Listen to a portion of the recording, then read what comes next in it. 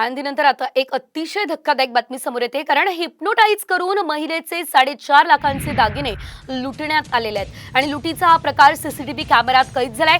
हा धक्कादायक प्रकार राजस्थानच्या उदयपूरमध्ये घडलाय, तर पोलीस ठगांचा शोध घेत आहेत। दरम्यान असे प्रकार वाढले आहेत, यामुळे पोलिसांनी नागरिकांना सतर्क राहण्याचं आवाहन केलं आहे।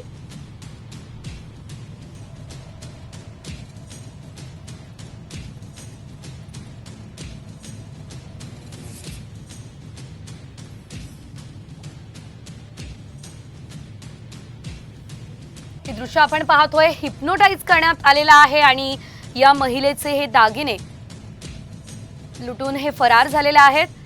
आपण या दृश्यांमध्ये पाहू शकतोय।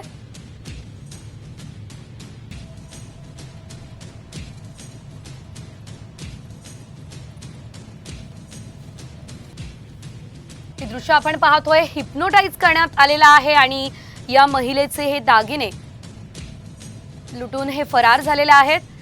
आपण या दृश्यांमध्ये पाहू शकतोय।